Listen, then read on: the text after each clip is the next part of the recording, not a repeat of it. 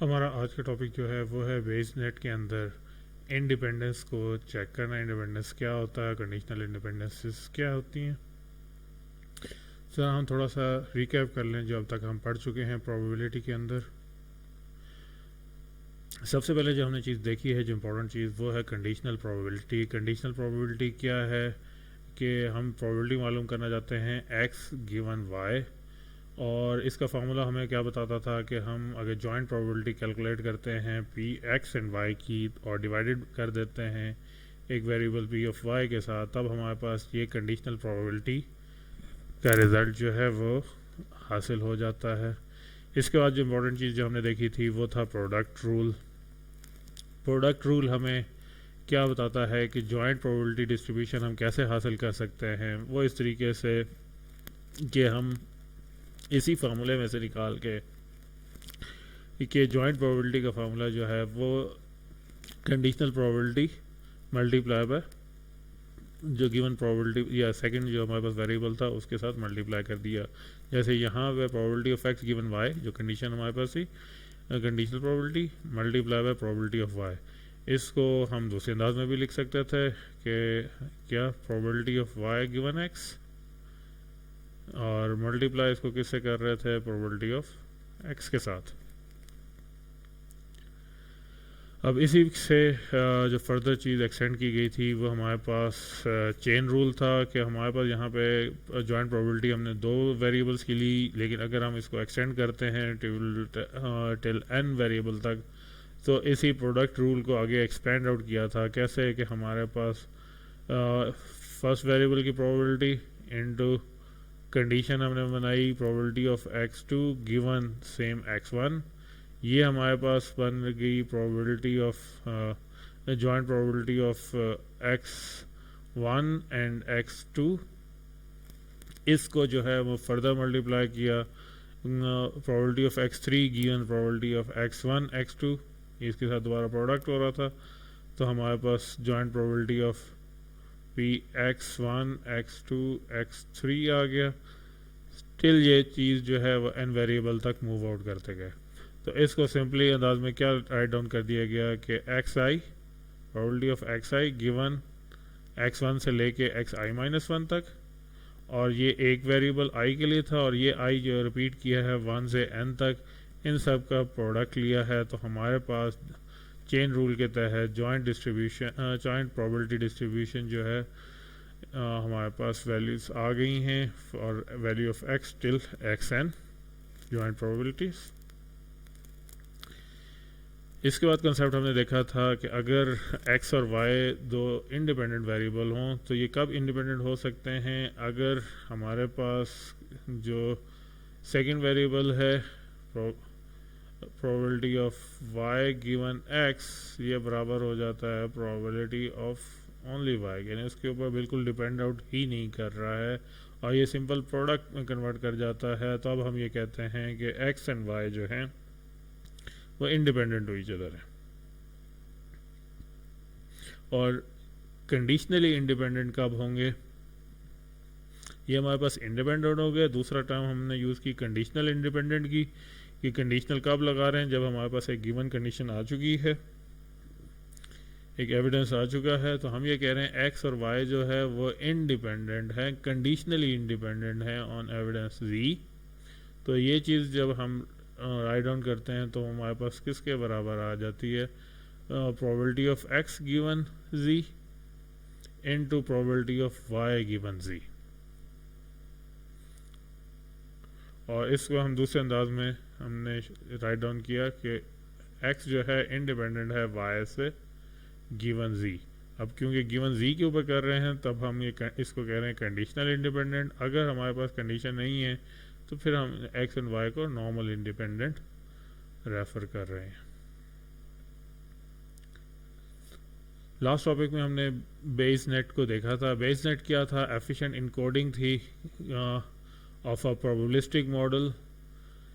Graphical एक model के तहत हमने इसको एफिशिएंटली प्रेजेंट आउट किया था। अब यहाँ पे हमारे पास 3 क्वेश्चन आते हैं कि हमारे पास क्या हो सकता है, इन्फरेंस क्या है, अंदाज़ा क्या हो सकता है हमारे पास कि अगर एक गिवन बेस नेट हमारे पास मौजूद हो तो क्या प्रोबेबिलिटी है of variable x given E, हम इसमें से ये फाइंड आउट कर सकते हैं। दूसरा क्वेश्चन जो किया जाता है वो इसकी रिप्रेजेंटेशन के ऊपर है कि गिवन बी एन ग्राफ, कि एक आपके पास बेस नेट गिवन है, ये किस किस्म की जो डिस्ट्रीब्यूशन जो है उनको इनकोड कर सकता है, उसकी रिप्रेजेंटेशन किस तरीके से बना सकता है, ये हमारे पास दूसरा क्वेश्चन है। तीसरा क्वेश्चन इसके अगेंस्ट हमारे पास होता है मॉडलिंग किस किस्म की हो सकती है, कि अगर हमारे पास डोमेन गिवन है, ये डोमेन गिवन है तो हम उस पर कौन सा मोस्ट अप्रोप्रिएट बेस नेट बना सकते हैं, लगा सकते हैं उसके ऊपर। तो हमारे पास यहाँ पे बेस नेट हमारे पास 3 क्वेश्चन होते हैं, इन्फीरेंस, रिप्रेजेंटेशन और मॉडलिंग।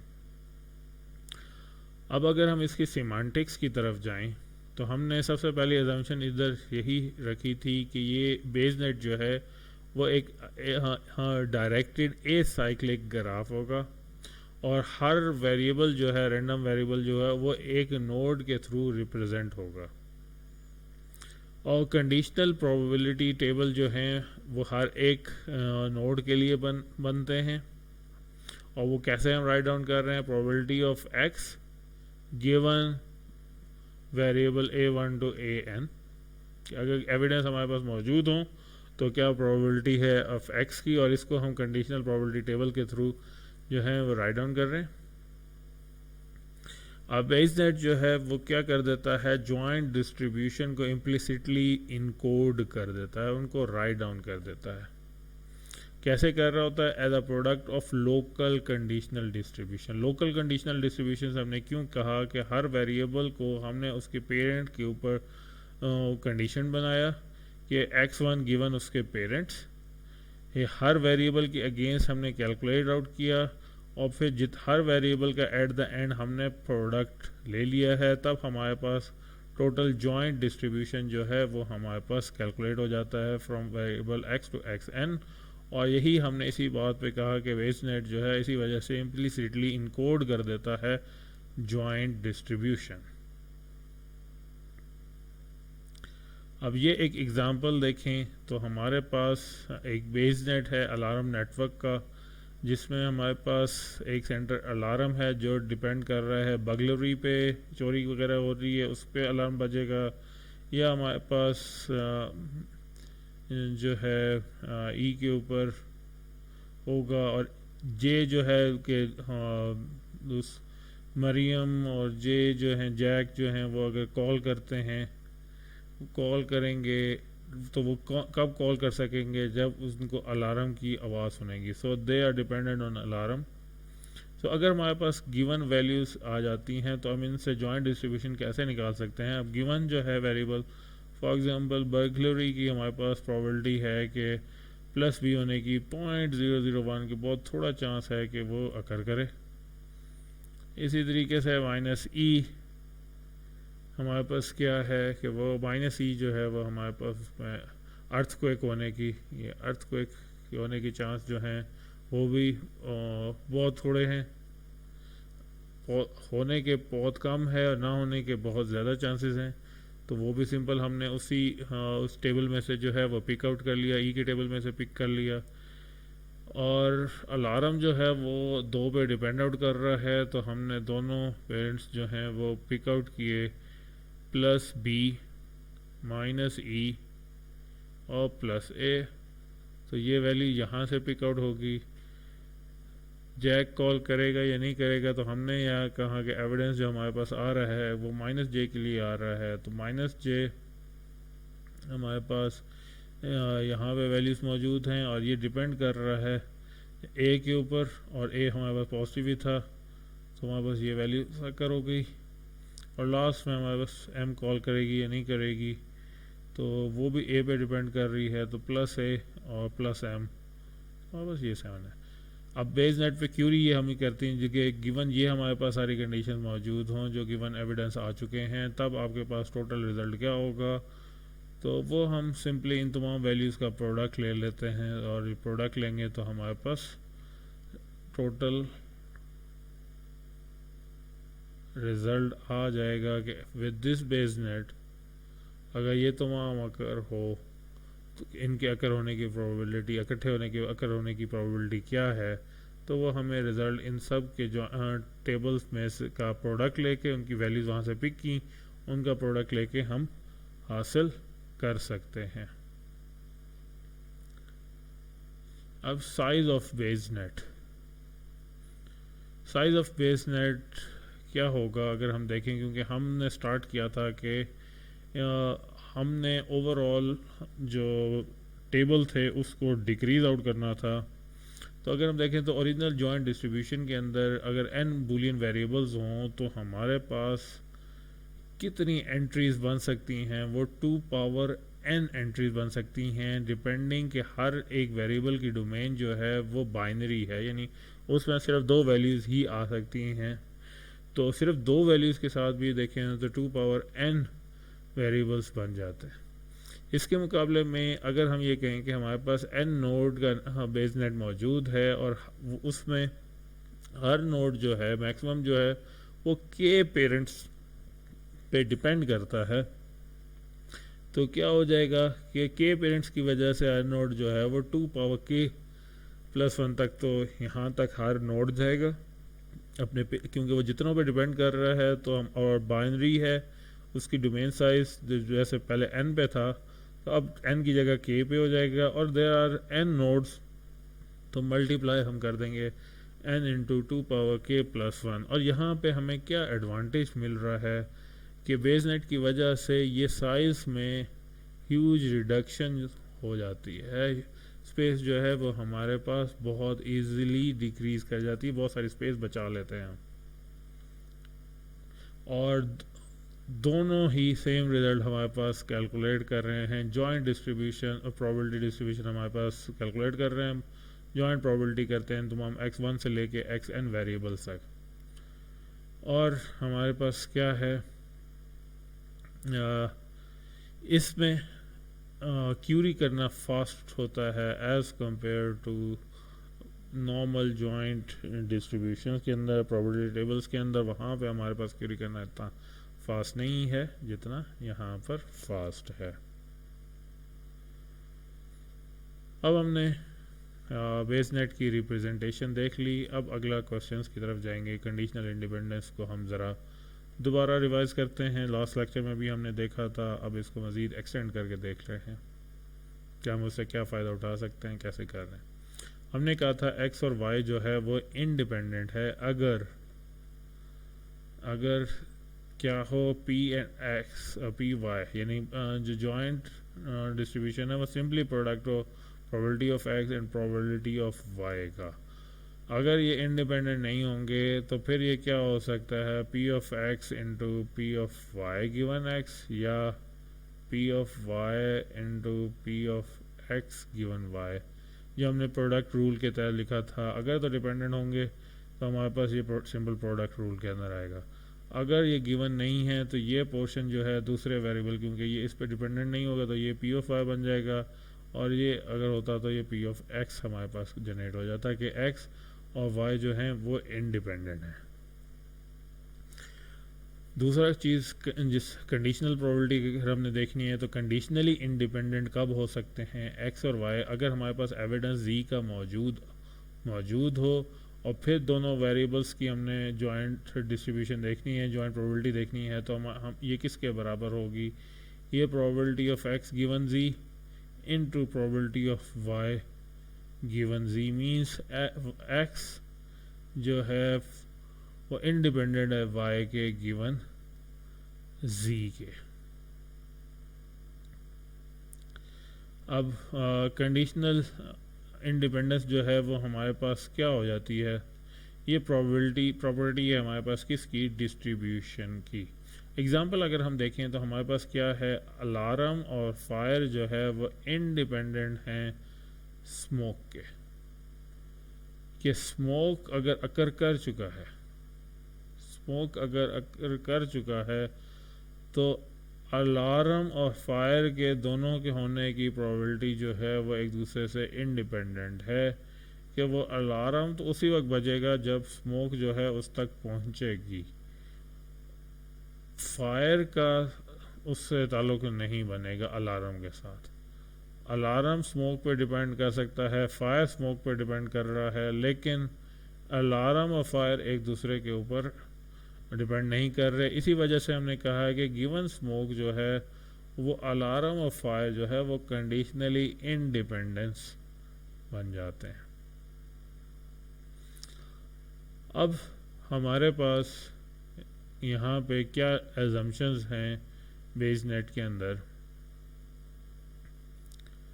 पहली चीज़ हमारे पास ये है कि कोई भी प्रोबेबिलिटी ऑफ एक्स जो है एक्स आई जो है वो x1 से एक्स आई माइनस वन तक, उसको हम राइट डाउन कर सकते हैं x i into parent of x i तक।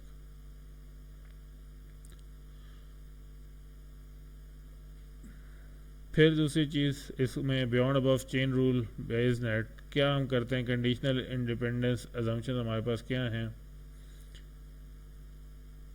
कि ऑफन एडिशनल कंडीशनल इंडिपेंडेंसीज भी जो है वो चेन रूल के अलावा भी मौजूद होती हैं, and they can be read of the graph. तो ग्राफ में से हम उसको पिक कर सकते हैं।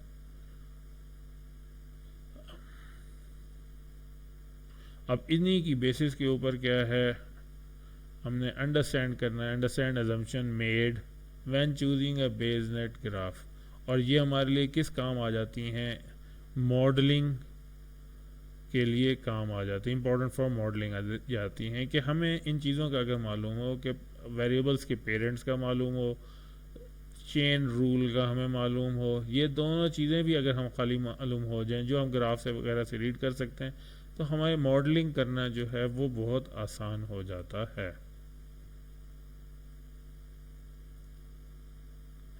एग्जाम्पल के ऊपर आ जाते हैं। यहाँ पे कुछ हमारे पास गिवन नोड्स हैं और बेसनेट के मुताबिक हमारे पास क्या हो रहा है कि x टू y एक एरो है, y टू z एरो है, z टू w जो है वो हमारे पास एरो हमारे पास मौजूद है। अब यहाँ हमें उनकी एग्जैक्ट वैल्यू की प्रोबेबिलिटी ऑफ x क्या है, प्रोबेबिलिटी ऑफ y क्या है, या z क्या है, प्रोबेबिलिटी ऑफ w क्या है, हम बहुत सारी इंफॉर्मेशन जो है वो इस बेसनेट स्ट्रक्चर से भी हासिल कर सकते हैं। फॉर एग्ज़ाम्पल अगर हमें मालूम है करना है जॉइंट प्रोबेबिलिटी किसकी, x y z w, तो वो किसके बराबर होगी, हमें चेन रूल के मुताबिक पता है कि ओरिजिनली क्या होनी चाहिए, probability of x into probability of x, probability of y given x into probability of z given x y and probability of w given x y z। अगर हम इसी का प्रोडक्ट रूल्स के मुताबिक लेके जाएं और बेसनेट के मुताबिक जाएं, जिसमें हमारे पास इंस्टेड के हम सिर्फ पिछली वेरिएबल्स की के तहत कंडीशनल प्रोबेबिलिटीज़ राइट डाउन करें, हम उसको पेरेंट के साथ राइट डाउन करते हैं जो हमारे पास मेन बेसनेट के फार्मूलाज की तहत आ रहे हैं। तब सेम फार्मूला हमारे पास क्या कन्वर्ट हो जाता है, प्रोबेबिलिटी ऑफ एक्स इनटू के एक्स वाई का पेरेंट पे डिपेंडेंट है, जी अपने पेरेंट पे डिपेंडेंट है, अब जी जो है वो सिर्फ वाई पे डिपेंडेंट है, इस तरह डब्ल्यू जो है वो किस पे डिपेंडेंट है, सिर्फ जी के ऊपर डिपेंडेंट है। अब ये देखें, ये हमारे पास मेन चेन रूल के थ्रू हमारे पास ये वैल्यूज़ हमारे पास आ रही हैं, जबकि बेसनेट जो है वो हमें ये इंफॉर्मेशन प्रोवाइड आउट कर रहा है। अब सिंपली अगर हम इनको डायरेक्टली कंपेयर करें तो हमें बहुत सारी इंफॉर्मेशन जो है वो मिल जाती है। जैसे हमें यहाँ से इंफॉर्मेशन मिल रही है कि z जो है वो x के ऊपर डिपेंड नहीं कर रहा, z जो है वो कंडीशनली इंडिपेंडेंट है फ्रॉम x गिवन y। इसी तरीके से अगर हम इस पे देखें तो हमें क्या पता लग रहा है कि जो w जो है वो x और y से इंडिपेंडेंट है हमारे पास। इसी तरीके से हमें दूसरी इंफॉर्मेशंस भी हमें मिल सकती हैं, जैसे अभी हमने ये बात की थी कि हम यहाँ से फाइंड आउट कर सकते हैं कि क्या x जो है वो w के ऊपर डिपेंडेंट है, हो रहा है या नहीं हो रहा, उसके साथ कंडीशनली जो है वो इंडिपेंडेंट है या नहीं है। वो किस तरीके से हम मालूम कर सकते हैं, वो हमारे पास यही इंफॉर्मेशन जो है ओके, पी वाई जो है वो एक्स के ऊपर डिपेंडेंट कर रहा है, जी ही जो है वो सिर्फ वाई पे कर रहा है और इंडिपेंडेंट है फ्रॉम एक्स। इसी तरीके से डब्ल्यू जो है वो जी पे डिपेंडेंट कर रहा है और इंडिपेंडेंट है वाई के ऊपर, और इसी तरीके से इंडिपेंडेंट है एक्स के ऊपर। अब इंडिपेंडेंस जो है वो बेसनेट की वजह से हमें क्या पता लगता है कि हमें इंपॉर्टेंट क्वेश्चंस जो हैं वो मिल जाते हैं अबाउट बेसनेट। नंबर एक क्या है, क्या टू नोड्स इंडिपेंडेंट है इन अ बेसनेट अगर हमारे पास कोई एविडेंस जो है वो गिवन हो। अगर तो हमारे पास वो गिवन हो, यस है, तो हमें कुछ अलजबरा लगा के हम उसे प्रूफ कर सकते हैं। तो हम ये कह सकते हैं कि वो इंडिपेंडेंट हैं दो वेरिएबल्स। अगर वो इंडिपेंडेंट नहीं हो तो हमें प्रूफ करने के लिए क्या है, काउंटर एग्जाम्पल देनी पड़ेगी। अब जैसे यहाँ पे हमारे पास दो वेरिएबल्स हैं, बल्कि तीन वेरिएबल्स हैं, एक्स वाई एंड जी। हम क्वेश्चन यहाँ पे कर सकते हैं, क्या हमारे पास एक्स और जी इंडिपेंडेंट हैं और नेसेसरली जो है या हर दफ़ा लाजमी जो है वो इंडिपेंडेंट होंगे। तो लाजमी के लिए क्या है, हमें इन दो शर्तों के ऊपर से जाना है, क्या हम लाजमी प्रूफ कर सकते हैं या नहीं। अगर नहीं, हमारा पहला ध्यान यही जाता है कि ये नहीं हो सकता।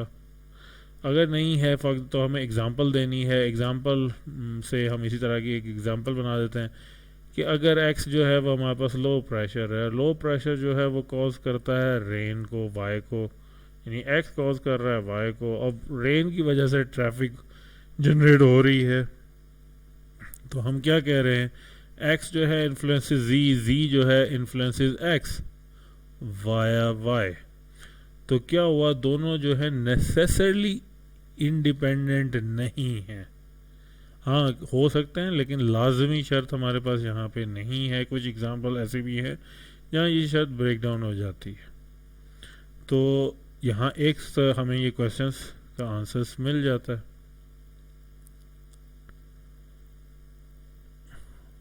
अब दूसरा हमारे पास हमें इस तरह के क्वेश्चन जो सॉल्व करने हैं, तो उसके लिए हमें जो है एक और एल्गोरिदम हमारे पास चाहिए जिसका नाम है डी सेपरेशन।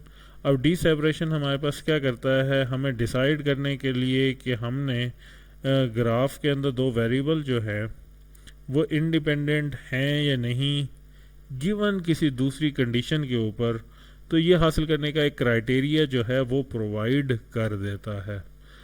अब इसके अगर हम आउटलाइन देखें इस एल्गोरिदम की, तो हमें वो क्या करता है कि हमें हेल्प आउट करता है स्टडी इंडिपेंडेंस प्रॉपर्टीज़ ट्रिपल्स के ऊपर। ट्रिपल्स क्या है, हमारे पास एक सिंपल स्ट्रक्चर जो तीन नोड्स के ऊपर सिंपल मौजूद हो, और अगर इससे ज़्यादा का मौजूद हो, कॉम्प्लेक्स केसेस हो, तो उसको भी हम इन ट्रिपल्स के अंदर जो है वो ब्रेक डाउन करके सिंपल कर देते हैं, फिर उनको आंसर राइट डाउन कर देते हैं। तो क्या हुआ हमारे पास कि हमारे पास डी सेपरेशन जो है वो कंडीशन है, एल्गोरिदम है for answering the query question कि हमारे पास वेरिएबल जो हैं वो डिपेंडेंट हैं या नहीं हैं। अगर इंडिपेंडेंट हैं तो किस तरीके से, अगर नहीं हैं तो क्या हम उसको कैसे इंडिपेंडेंट करें। अब इसी तरीके से ये वेरिएबल्स जो हैं, जैसे यहाँ पे इस केस के अंदर एक्स एंड जी इंडिपेंडेंट हो जाते हैं अगर हमारे पास वेरिएबल y का एविडेंस जो है वो मालूम हो जाए। हम इसको आगे डी एल्गोरिथम के थ्रू देखते हैं आगे। अब इसको देखने के लिए हमें कुछ डेफिनेशंस, कुछ कॉन्फ़िगरेशंस को देखना है। जैसे हमारे पास सबसे पहले कैजुअल चेंज हमारे पास मौजूद है। कैजुअल चेंज हमारे पास क्या कर रही है, जैसे अभी हमने एग्जांपल बनाई थी कि x जो है वो एक इवेंट है लो प्रेशर का, वो कॉज करता है y का, y आगे कॉज कर रहा है z का। ये हमारे पास एक arrow x to y, y to z की एक चेन हमारे पास बन रही है। अब हमारे पास अगर हम प्रोबेबिलिटी देखें, जॉइंट प्रोबेबिलिटी देखें जो हमने बेस नेट के थ्रू बनाई थी, तो वो हमारे पास तीनों वेरिएबल्स को इसी तरीके से राइट डाउन कर सकता है। p किसी पेरेंट पे डिपेंडेंट नहीं है तो वो p of x, y dependent है x के ऊपर क्योंकि x उसका पेरेंट, और इसी तरीके से z का पेरेंट जो है वो y है, तो हम इन तीनों का प्रोडक्ट लेके हमने जॉइंट डिस्ट्रीब्यूशन या जॉइंट प्रोबेबिलिटी बनाई एक्स वाई एंड z की। अब अगर इसको हम प्रूव करने जाएं तो हमारे पास क्या है, हम क्वेश्चन यही करते हैं क्या x जो है वो इंडिपेंडेंट है z के, तो हमने अभी पहले देखा नहीं है। अगर नहीं है तब हमें क्या है, हमने एग्ज़ाम्पल बना के देख ली थी इसी की लो प्रेशर वाली। अगर इसको हमने नंबर्स के अंदर रखना है तो नंबर्स में हम देख सकते हैं कि जब भी y अकर कर चुका है, x अकर कर चुका है तो y भी अकर कर रहा है, वैल्यू 1 आ रही है। अगर नहीं किया तो y भी अकर नहीं किया, उस केस में भी वैल्यू 1 है। इसी तरीके से y अकर कर चुका है तो z भी अकर किया है, तो भी डिस्क्रीट वैल्यू 1 हमारे पास आ रही है। सेम इसी तरीके से 1। तो हमारे पास एक केस एग्जांपल हमारे पास आ रही है नंबर फॉर्मेट में भी डिस्क्रिप्शन हेड के, कि x जो है वो अपनी डिपेंडेंसी शो कर रहा है y के साथ, कि वो उनके दरमियान में जो है वो कपल हो रहा है उनके साथ x और z के दरमियान में। तो हमारे पास गारंटी नहीं है कि हम कहें कि x जो है इस तरह के स्ट्रक्चर के अंदर वो इंडिपेंडेंट होगा z से। लेकिन अगर हम एक और क्वेश्चन को थोड़ा मॉडिफाई करते हैं और हम ये कहते हैं कि गारंटी हम कर सकते हैं कि x इंडिपेंडेंट है z के जैसे पहले का, लेकिन एक एडिशनल पॉइंट हमने डाला गिवन y, कि y को अगर हम ऑब्ज़र्व कर लेते हैं तो फिर उसके बाद क्या x और z के दरमियान में इंडिपेंडेंस को गारंटी किया जा सकता है या नहीं किया जा सकता। तो फॉर एग्ज़ाम्पल यहाँ एग्ज़ाम्पल के अंदर हम अगर रेन को ऑब्ज़र्व कर लेते हैं कि रेन अगर कर चुकी है, तब क्या उस ट्रैफिक जो है वो और लो प्रेशर जो है वो हमारे पास एक दूसरे के ऊपर डिपेंडेंट होगा, कपल्ड होगा इकट्ठे या नहीं होगा। तो अगर हम इसको अलजेब्रिक फॉर्मेट में देखें तो हमारे पास सेम फार्मूला मौजूद है। हम कह रहे हैं कि z जो है वो डिपेंड कर रहा है, अगर वो प्रोबेबिलिटी क्या होगी z की, अगर x और y दोनों अकर कर चुके हैं। तो हम ये देखें इसकी हमारे पास सिंपल फार्मूलास के तहत जॉइंट प्रोबेबिलिटी हमारे पास एक्स वाई जी की है, और हमने इसे डिवाइड आउट कर रहे हैं probability of x and Y के साथ। इसको हम एक्सपेंड करते हैं तो हमारे पास ये क्या हो गया, ये हमारे पास यही जॉइंट डिस्ट्रीब्यूशन आ गई जो हमने यहाँ से निकाली थी। और जॉइंट प्रोबेबिलिटी एक्स और वाई की, ये हमारे पास probability of x and probability of Y given x हमारे पास आ गई। जब हमारे पास ये वैल्यूज़ आती हैं तो हम इनको कट आउट करते हैं, तो हमारे पास ये कंडीशन जो है कि किस में कन्वर्ट कर गई है, P of z given y के अंदर, यानी z जो है वो अब डिपेंड नहीं कर रही y के ऊपर। और इस छोटी अलजेब्रिक फॉर्मेट के थ्रू हमने क्या शो कर दिया है कि x और z जो है जब y अगर अकर कर जाए तो इंडिपेंडेंट हो जाता है। यस, अब इससे हमें क्या पता लगता है कि अगर तो एविडेंस हमारे पास मौजूद हो जाए तो वो ब्लॉक कर देता है इन्फ्लुएंस बिटवीन टू वेरिएबल्स। कि अगर हमारे पास गिवन एविडेंस मौजूद हो तो वो पहले जो उन दोनों के दरमियान में कपल्ड हो रहे थे, डिपेंडेंसी बजाय लग रही बजाय मौजूद हो सकती थी, वो ब्लॉक हो जाती है गिवन जब भी हमारे पास एविडेंस मौजूद हो जाए। इसी तरह दूसरा एक कन्फिगरेशन हमारे पास मौजूद है कॉमन कॉज का। कॉमन कॉज के स्ट्रक्चर में अगर आप देखें तो हमारे पास क्या है, तो एक सिंगल वेरिएबल है वो आगे इफ़ेक्ट कर रहा है दो डिफरेंट वेरिएबल्स को। जैसे यहाँ पे अगर प्रोजेक्ट ड्यू है तो उसकी वजह से फॉर्म्स जो हैं वो बिज़ी भी हो सकते हैं, और इस प्रोजेक्ट अगर ड्यू है तो लैब में सारे स्टूडेंट बैठ के काम भी कर सक रहे होते हैं, लैब फुल होने के चांसेस भी हैं। अब क्वेश्चन इस पे वही आ जाता है, क्या दोनों जो हैं वो एक दूसरे से इंडिपेंडेंट हैं या कपल हुए हुए हैं। तो हम यही देखते हैं यहाँ पे भी, जब तक हमारे पास ऑब्जर्वेशन मौजूद नहीं है तो दोनों जो हैं वो इंडिपेंडेंट होने को हम गारंटी नहीं कर सकते। और इसी चीज़ को हम जैसे एक सिंपल एग्जांपल करके, क्योंकि अब नहीं कर रहे हैं तो हमें सिंपल एग्जांपल, काउंटर एग्जांपल के थ्रू हमें इसे डिफाइन आउट करना है। तो काउंटर एग्जांपल में हम ये कह सकते हैं कि अगर एग्ज़ाम ड्यू है तो फॉर्म्स भी बिजी हैं और लैब भी फुल है, और इससे यही जाहिर होता है कि दोनों के दरमियान में डिपेंडेंसीज मौजूद है। नंबर्स के अंदर अगर हम देखें तो भी हमारे पास सेम वन की, जब भी वहाँ पे एक्स में वन है तो साथ में वाई के ऊपर भी वही वैल्यूज़ उसी तरीके से रिटर्न कर रही है। लेकिन जब हम इसी को मज़ीद क्वेश्चन को एक्सटेंड करते हैं विद अ गिवन एविडेंस, कि हम वाई के ऊपर एविडेंस डाल देते हैं, फिर क्या होगा? तो अब हम अगर इससे एक्सपेंड करें, फिर दोबारा वही हमारे पास सिचुएशन जनरेट हो जाती है कि फॉर गिवन वाई जो है z जो है फिर x से इंडिपेंडेंट हो जाता है। तो हमारे पास गिवन इंडिपेंडेंस होने से क्या मुराद हुई कि अब अगेन दोबारा इस कॉन्फ़िगरेशन में भी जैसे ही हम वैल्यू को ऑब्ज़र्व कर लेते हैं, एविडेंस हमारे पास मौजूद हो जाता है, तो फिर दोनों जो हैं जो आगे इफ़ेक्ट हुए हैं उनके इंडिपेंडेंट होने का जो शर्त जो है वो अब लाजमी हो जाती है कि वो अब इंडिपेंडेंट हो जाएंगे। पहले वो इंडिपेंडेंट नहीं थे, ऐसे लग रहा था कि वो कपल्ड हुए हैं, एक ही वक्त में काम हो रहा है। लेकिन अगर वो हम एक दफ़ा ऑब्जर्व कर लें, फॉर एग्जांपल हम कहते हैं कि प्रोजेक्ट भी ड्यू नहीं है लेकिन लैब फुल है। अब लैब फुल होना और उसके फॉर्म के बिजी होना, इन दोनों के दरमियान में कोई रिलेशनशिप मौजूद नहीं है। तो जैसे ही हमने ऑब्जर्वेशन ले ली, तब हमारे पास जो इन्फ्लुएंस जो है इन दोनों के दरमियान के अंदर वो ख़त्म हो गया। अब तीसरा एक स्ट्रक्चर जो हमारे पास मौजूद है वो है वी स्ट्रक्चर।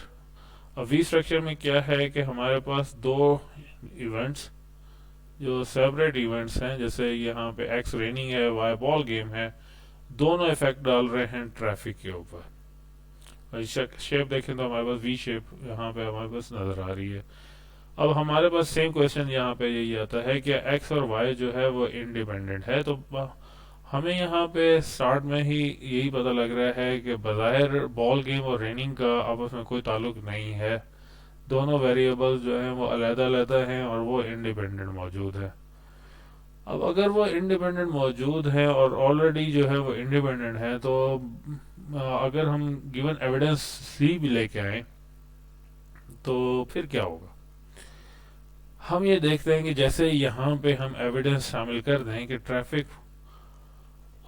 हो चुकी है, ट्रैफिक अगर कर चुकी है, तब जो है एक तरह से कंपटीशन बन जाता है कि हम मालूम करें कि ट्रैफिक किस की वजह से अकर हुई है। इन दोनों के दरमियान में एक तरह का कंपटीशन बन जाता है कि ट्रैफिक जो है वो अकर बॉल गेम की वजह से हो रही है या रेनिंग की वजह से हो रही है। पहले जब तक हमने ऑब्जर्व नहीं किया तो हम ये कह सकते थे दोनों जो हैं वो इंडिपेंडेंट है, बॉल गेम और रेनिंग का आपस में कोई ताल्लुक नहीं है। लेकिन अब अगर ये रेन हम एक ट्रैफिक देख चुके हैं, तब हम ये इसमें से क्वेश्चन कर सकते हैं कि इन दोनों के दरमियान में कंपटीशन है, टू एक्सप्लेन करें कि किसकी वजह से जो है वो ट्रैफिक जो है वो अकर कर रही है।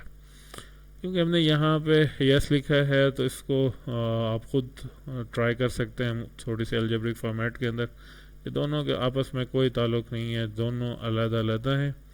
और अब हमने कर दिया, जब दोनों के दरमियान में नो हो गया तब हमने काउंटर एग्जांपल भी इसके अंदर बना दिया। अब इसके अंदर थोड़ा सा कॉम्प्लेक्स क्या है कि ये ऑपोजिट है एज कंपेयर टू जो पिछले दोनों केस से।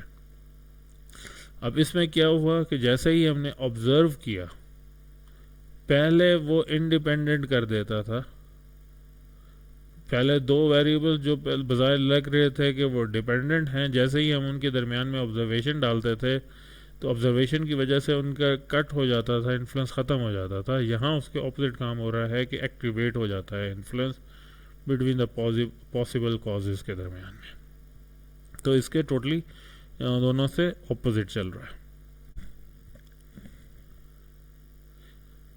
अब आ जाते हैं इसके जनरल केस की तरफ। जनरल केस में हम क्या करना चाह रहे हैं कि अगर हमारे पास कोई भी गिवन बेस नेट मौजूद हो तो हम क्वेश्चन कर सकें कि कोई भी दो वेरिएबल वो इंडिपेंडेंट हैं, कंडीशनल इंडिपेंडेंस हैं गिवन द एविडेंस।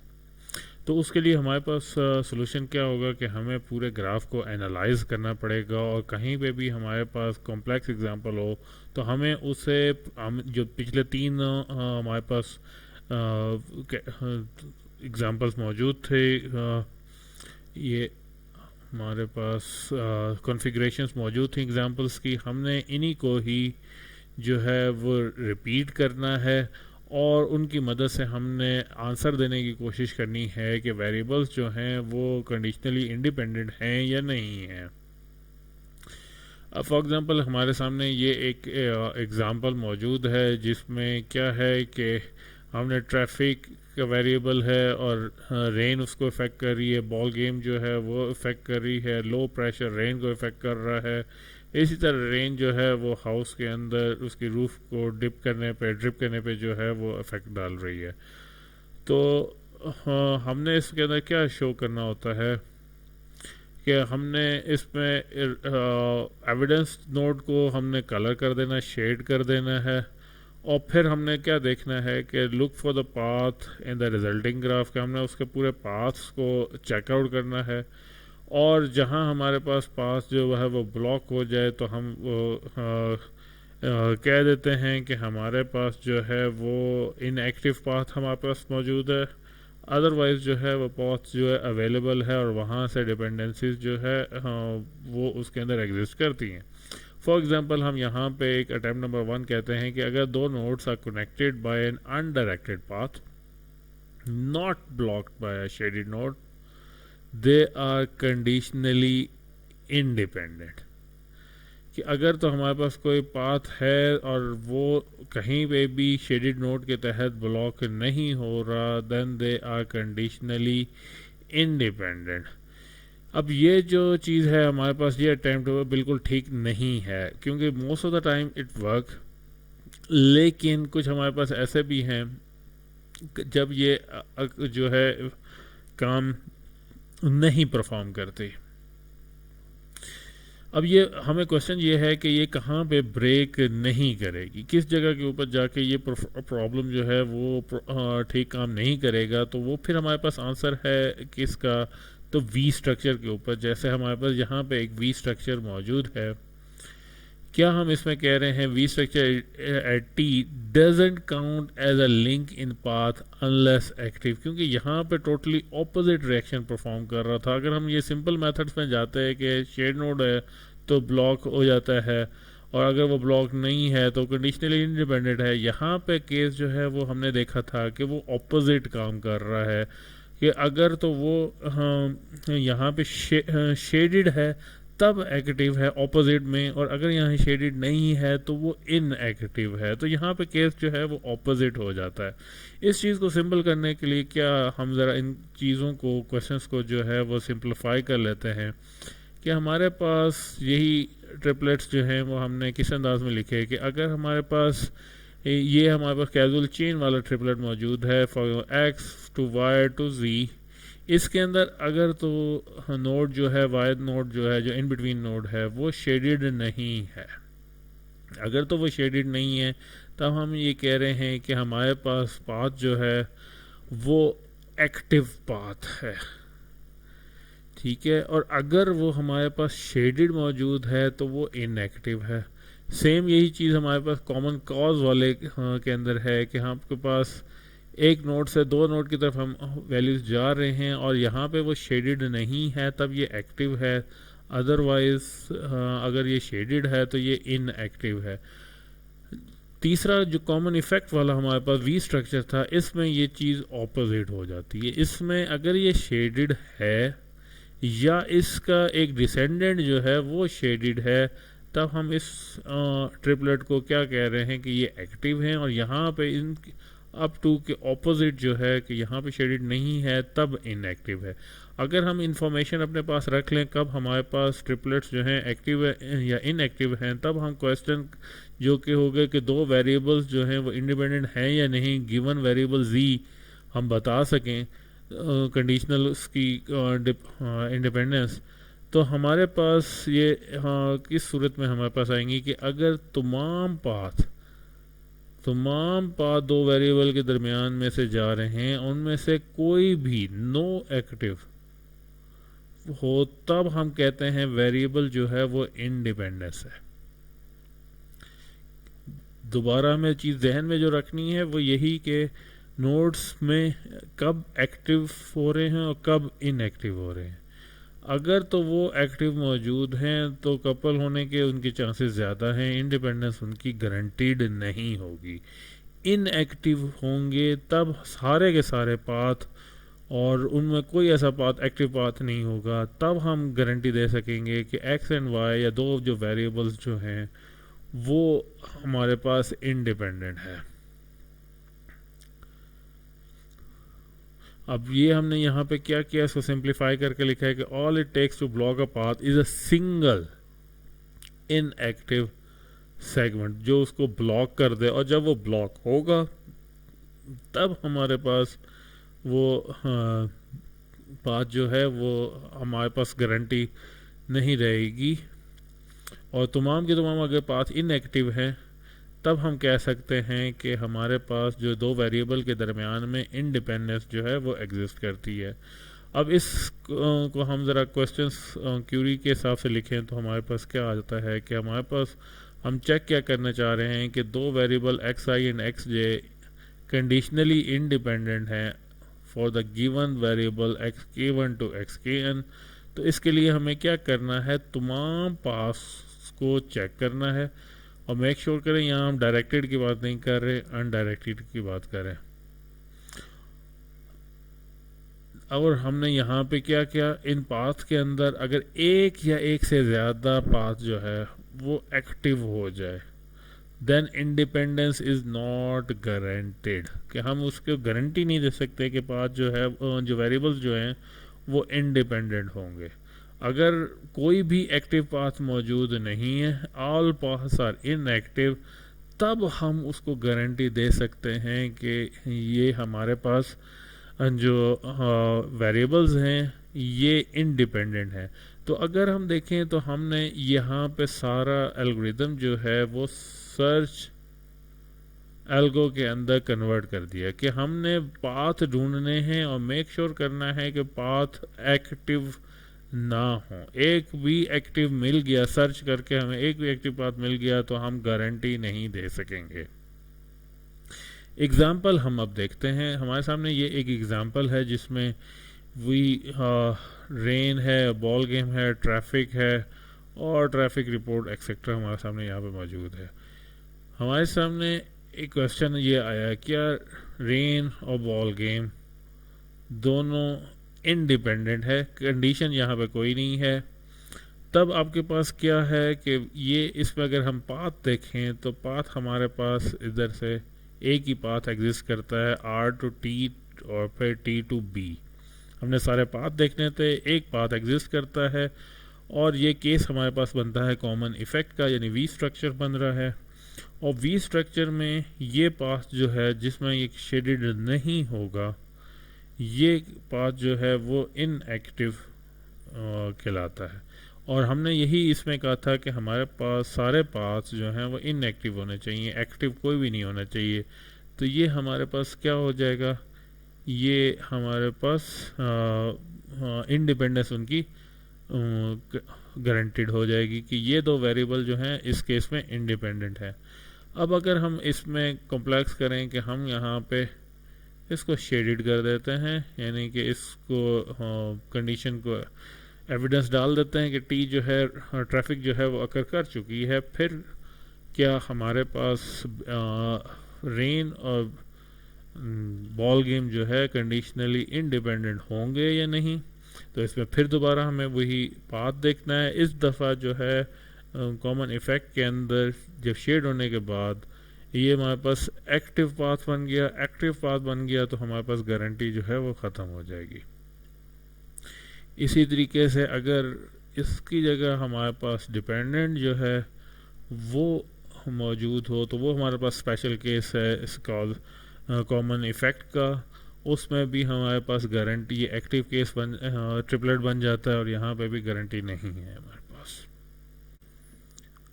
अब यहाँ पे हमने उसी एग्जांपल को एक्सटेंड कर दिया है कि हमारे पास एक वेरिएबल लो प्रेशर भी ऐड हो गया है, इधर से रेन ड्रिपिंग जो है रूफ़ की रेन की वजह से रूफ ड्रिपिंग जो है वो भी ऐड कर दिया है। अब इधर हम क्वेश्चन ऐड करते हैं कि अगर क्या हमारे पास लो प्रेशर जो है वो इधर हमारे पास टी प्राइम के साथ कंडीशनली इंडिपेंडेंट है गिवन ट्रैफिक टी।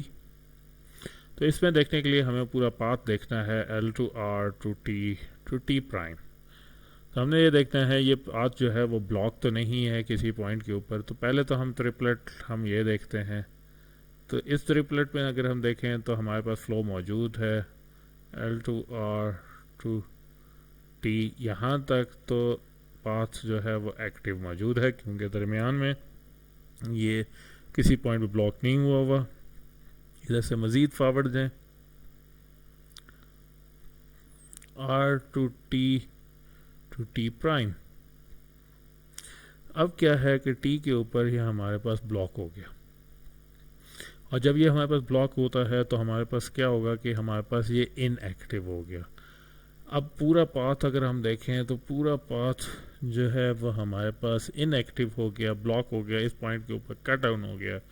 तो ये हमारे पास यस यानी कि एल एंड टी प्राइम जो है वो इंडिपेंडेंट हो गए डिपेंडिंग गिवन टी।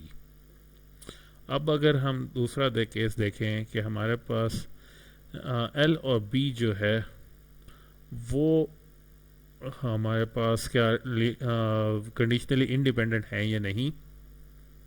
तो इसमें अगर हम बात देखें तो हमारे पास उसी तरीके से flow L R to T तक तो हमारे पास एक्टिव है, यहाँ से फ़्लो मौजूद है, यहाँ क्रॉस कर रहा है। लेकिन जब यहाँ पे हम देखते हैं आर टी बी पे हम अगर देखें तो इसमें आर टी बी हमारे पास ये कॉमन इफ़ेक्ट वाला स्ट्रक्चर बन गया, और यहाँ पे टी जो है वो शेडेड नहीं है। तो ये भी हमारे पास इनएक्टिव जो है ये ट्रिपलेट बन गया।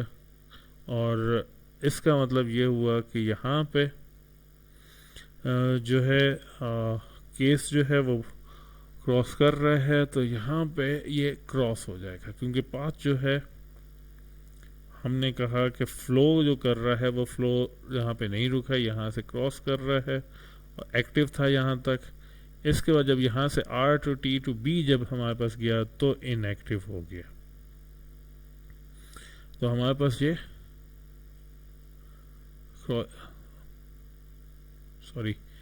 जो है इसके अंदर क्योंकि ये पहुँच गया है पाथ, तो हमारे पास ये केस जो है इनएक्टिव जो है वो पूरा हो रहा है। तो ये केस भी जो है वो हमारे पास यस हो गया।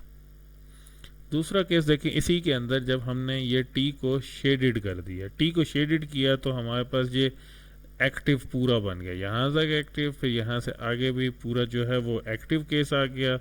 और अब हमने कहा था कि एक भी एक्टिव केस नहीं होना चाहिए।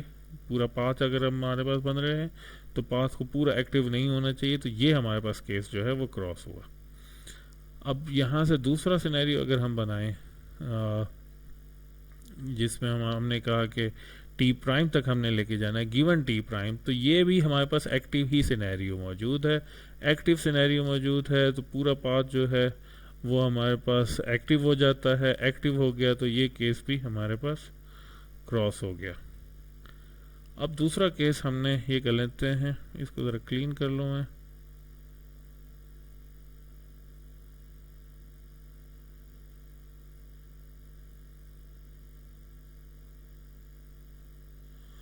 अब हमारे पास केस क्या हुआ कि हमारे पास टी भी गिवन है और आर भी गिवन है, और अब हम केस जो है वो चेक कर रहे हैं एल टू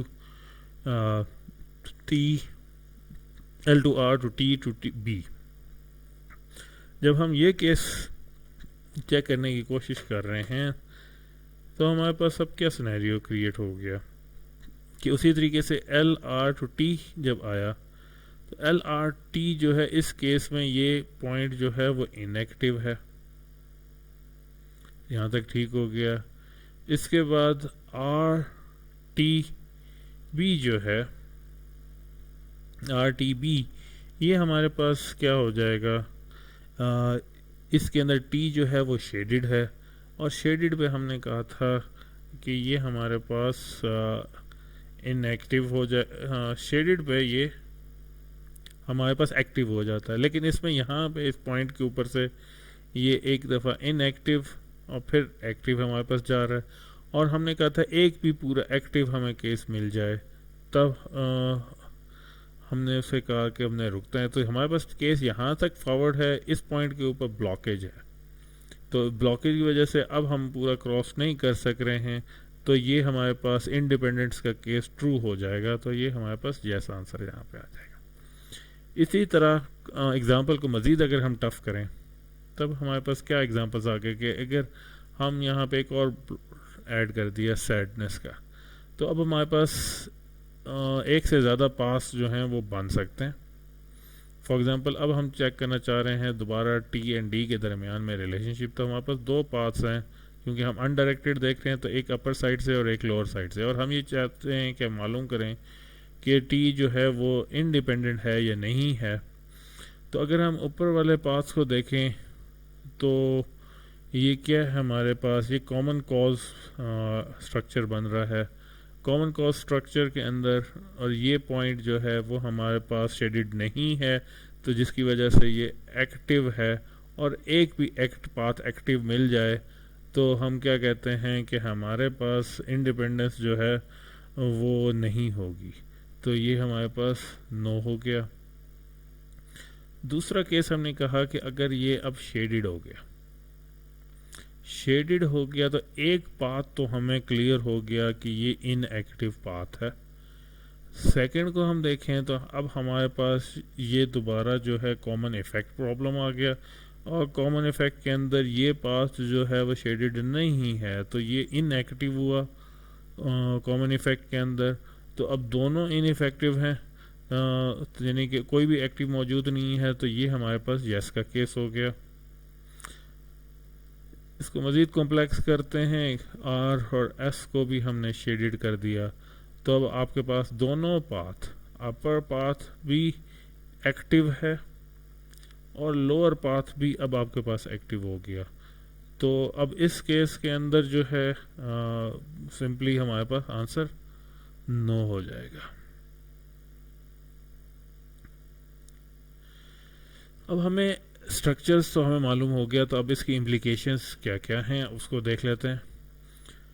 क्या है हमारे पास कि अगर कोई भी बिजनेस हमारे पास गिवन है तो हम क्या कर सकते हैं, can run D separation algorithm, यानी कि हम इसी एल्गोरिथम को अप्लाई कर सकते हैं। तो उससे हमें क्या मिलेगा, a complete list of conditional independences जो कि नेसेसरली ट्रू होंगी इस फॉर्मेट के अंदर, कि x i and x j conditionally independent given these variables. अब इसकी वजह से हमें क्या मालूम मिल सकता है, इस लिस्ट की वजह से, this list determines the set of probability, ये पूरा एक सेट हमें प्रोवाइड कर देगी डिस्ट्रीब्यूशन का, दैट कैन बी रिप्रेजेंटेड। तो वो हमें सेट जो है वो पूरा प्रोबेबिलिटीज़ का मिल जाएगा। अब जैसे हमारे पास यह केस हैं, तो हम इसके अंदर तमाम स्ट्रक्चर्स के अंदर हम पूरे के पूरी डिपेंडेंसीज जो हैं एक एक सेट की पूरी उसकी कैलकुलेट कर सकते हैं। अब यहाँ हम क्या करते हैं, यहाँ हम आगे देख लेते हैं, एक अंदाज़ा के हिसाब से ज़्यादा क्लियर हमें हो जाएगा कि अगर तो ये देखें तीन वेरिएबल्स हैं और तीनों के दरमियान में कोई लिंक नहीं है, इट मीन्स कि ये तमाम के तमाम इसके अंदर डिपेंडेंट एक दूसरे पे नहीं है। तो ये लिस्ट हमारे पास बहुत ज़्यादा है, एक्स इंडिपेंडेंट वाई के, इसी तरह एक्स इंडिपेंडेंट है जी के, जी डिपेंडेंट इंडिपेंडेंट है जी के, और फिर कंडीशनली डिपेंडेंट एक्स जी के गिवन वाई, या एक्स इंडिपेंडेंट जी। तो हमारे पास ये तमाम वैल्यूज़ मौजूद हो रही हैं। अब इसमें ये ओवरऑल प्रोबेबिलिटी डिस्ट्रीब्यूशन में ये बहुत कम अकर कर रहा है। दूसरे स्ट्रक्चर्स जो हमने अभी देखे तो उसके अंदर आप देखें तो हमारे पास जो सेट बनेगा वो इनके मुकाबले में हमारे पास कम बन रहा है। केस के अंदर हमारे पास गिवन वाई कंडीशन के ऊपर हम कंडीशन लगा सकते हैं एक्स जो है वो जी के ऊपर के साथ कंडीशनली जो है इंडिपेंडेंट है। तो इन तीनों स्ट्रक्चर्स के अंदर हमारे पास एक स्मॉल सेट्स एक और हो जाएगा जो इसके मुकाबले में कम है, और इस तरह के हमारे पास ज़्यादा ये एलिमेंट बन रहा है। ये सबसे स्मॉल था, ये उसके ज़्यादा लार्ज है। अब अगर सारों के एक दूसरे के साथ लिंक मौजूद हैं और मेक श्योर कर रहे हैं कि हमारे पास ए साइक्लिक ग्राफ भी है ये, तो अगर हम देखें तो इनके दरमियान में इंडिपेंडेंस कुछ भी नहीं है। इस केस में पूरी की पूरी डिस्ट्रीब्यूशंस जो हैं वो हमारे पास आ जाएंगी, यानी ये हमारे पास लार्जर केस बन जाएगा। जब कोई इंडिपेंडेंस नहीं है तो हम बहुत थोड़ी वैल्यूज़ के साथ भी सारे काम हासिल कर सकते हैं। एक जनरल केस में हमारे पास उनसे ज़्यादा होंगे लेकिन तो हमारे पास वैल्यूज़ रिड्यूस हो जाएंगी।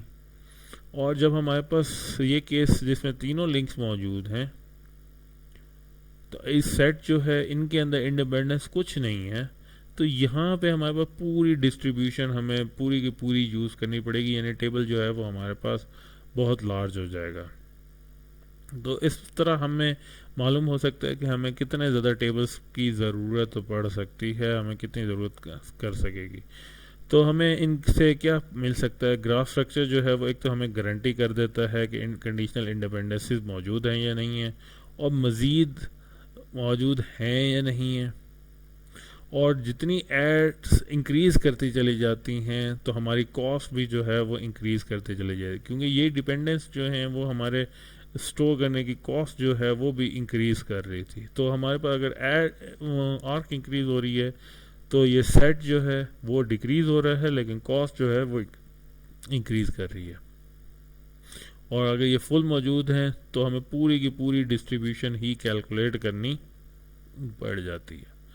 तो अगर हम ये देखें टोटल, तो हमारे पास क्या है, बेसनेट कम्पैक्टली इंकोड कर देती है जॉइंट डिस्ट्रीब्यूशंस को, और अगर वो हमारे पास इंडिपेंडेंट वेरिएबल्स हों तो ये बहुत रिड्यूस हो जाती हैं जॉइंट डिस्ट्रीब्यूशंस जो हैं। और गारंटीड इंडिपेंडेंसीज ऑफ डिस्ट्रीब्यूशन जो हम निकाल सकते हैं फ्रॉम बेसनेट स्ट्रक्चर के। और डी सेपरेशन जो है वो हमें एक क्राइटेरिया प्रोवाइड कर देता है कि हम आइडेंटिफाई कर लें कंडीशनल इंडिपेंडेंसीज की फ्रॉम द ग्राफ, और इससे बेसनेट से joint distribution may have further conditional independence that is not detectable until you inspect it to specific distribution. ये हमने इसकी समरी कर ली जो अभी तक हमने इसमें कवर अप किया। तो मेन काम इसमें हमने जो सीखा वो यही कि तमाम जितनी डिस्ट्रीब्यूशंस जो हैं वो चेक करें। उनमें चेक करने के लिए हमें क्या करना है, इंडिपेंडेंसीज चेक करनी है। इंडिपेंडेंसी चेक करने के लिए हमें डी सेपरेशन का एल्गोरिदम एग्जीक्यूट करना है। डी एल्गोरिदम क्या बनाता है, वो एक सर्च एल्गोरिदम की तरह काम करता है कि वो सर्च पाथ फाइंड आउट करने की कोशिश करता है जो एक्टिव हों। अगर तो पाथ एक्टिव, एक भी पाथ एक्टिव मिल जाते हैं तो हम गारंटी नहीं दे सकते कि हमारे पास वेरिएबल्स जो हैं वो इंडिपेंडेंट हो जाएंगे। अगर सारे के सारे हमें इनएक्टिव पाथ मिल जाएं तो हम गारंटी दे सकते हैं कि वेरिएबल इंडिपेंडेंट हो जाए। जितने वेरिएबल इंडिपेंडेंट होते चले जाएंगे तो हमारे जॉइंट डिस्ट्रीब्यूशंस की जगह जो है वो थोड़ी होती चली जाएगी। इंशाल्लाह इसे आगे नेक्स्ट टाइम देखेंगे। Thank you very much.